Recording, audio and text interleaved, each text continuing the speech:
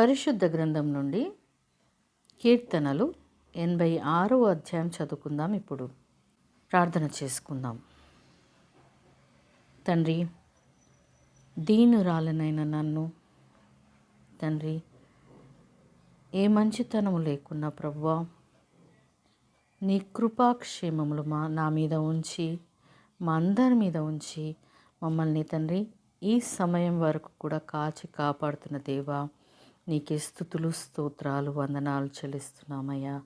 ఇదిగో తండ్రి, నీ వాక్యం చదువుచుండగా ప్రభువా, మేము దాన్ని జుంటి తేనె దారలలాగా తండ్రి స్వీకరించి ప్రభువా ఆస్వాదించుటకు తండ్రి నీ సహాయం అనుగ్రహించుమని యేసయ్య పరిశుద్ధ నామం అడిగి వేడుకుంటున్నాం మా తండ్రి, ఆమేన్. పరిశుద్ధ గ్రంథం నుండి కీర్తనలు 86వ అధ్యాయం చదువుకుందాం. యెహోవా, నేను దీనుడను దరిద్రుడను, చెవియొగ్గి నాకు ఉత్తరమిమ్ము. నేను నీ భక్తుడను, నా ప్రాణము కాపాడుము. నా దేవా, నిన్ను నమ్ముకొని ఉన్న నీ సేవకుని రక్షింపుము. ప్రభువా, దినమెల్లా నీకు మొర్ర పెట్టుకుంటున్నాను, నన్ను కరుణింపుము. ప్రభువా, నా ప్రాణము నీ వైపునకు ఎత్తుచున్నాను, నీ సేవకుని ప్రాణము సంతోషింపచేయుము.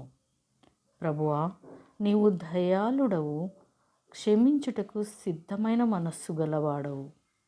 నీకు మొరపెట్టు వారందరి ఎడల కృపాతిశయం గలవాడవు. యెహోవా, నా ప్రార్థనకు చెవియొగ్గుము, నా మనవుల ధ్వని ఆలకింపుము. నీవు నాకు ఉత్తరమిచ్చువాడవు గనుక నా ఆపత్కాలమందు నేను నీకు మొర్రపెట్టెదను.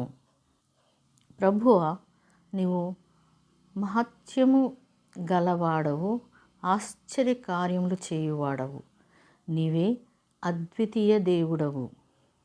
ప్రభువా, దేవతలలో నీ వంటి వాడు లేడు, నీ కార్యములకు సాటి అయిన కార్యములు లేవు. నీవు సృజించిన అన్యజనులందరూ వచ్చి నీ సన్నిధిని నమస్కారం చేయుదురు, నీ నామమును ఘనపరచుదురు. యెహోవా, నేను నీ సత్యమును అనుసరించి నడుచుకున్నట్లు నీ మార్గమును నాకు బోధింపుము.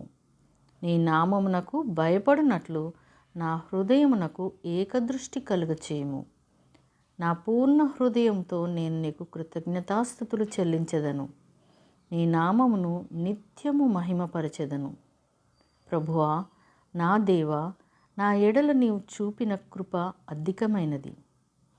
పాతాళపు అగాధము నుండి నా ప్రాణమును తప్పించి ఉన్నావు. దేవా, గర్విష్ఠులు నా మీదికి లేచి ఉన్నారు, బలాత్కారులు గుంపు కూడి నా ప్రాణం తీయజూచుచున్నారు. వారు నిన్ను లక్ష్యపెట్టని వారై ఉన్నారు. ప్రభువా, నీవు దయాదాక్షిణ్యం గల దేవుడవు, దీర్ఘశాంతుడవు, కృపా సత్యములతో నిండిన వాడవు. నా తట్టు తిరిగి నన్ను కరుణింపుము. నీ సేవకునికి నీ బలము అనుగ్రహింపుము. నీ సేవకురాలి కుమారుని రక్షింపుము. యెహోవా, నీవు నాకు సహాయుడవై నన్ను ఆదరించుచున్నావు. నా పగవారు చూచి సిగ్గుపడినట్లు శుభకరమైన ఆనవాలు నాకు కనపరచుము. దేవుడు తన పరిశుద్ధ వాక్యమును మనందరి హృదయంలో ఫలింపచేయునుగాక. ఆమెన్.